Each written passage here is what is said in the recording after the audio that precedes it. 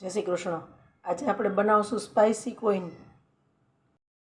Butter મૂકીને શેકી લેશું।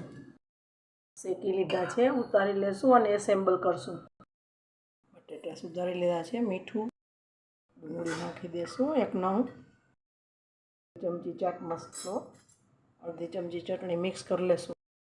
કોઈનને નીચેની સાઈડ એટલા બ્રાઉન કરવાના છે, એક સાઈડ આવા એસેમ્બલ કરી લેશું।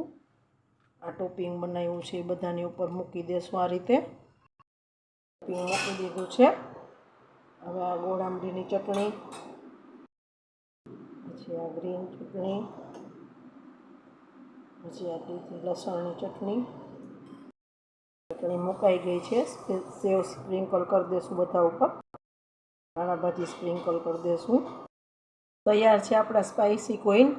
એકવાર જરૂરથી ટ્રાય કરજો। મારી રેસિપી ગમતી હોય તો લાઇક, શેર અને સબસ્ક્રાઈબ કરજો। જય શ્રી કૃષ્ણ।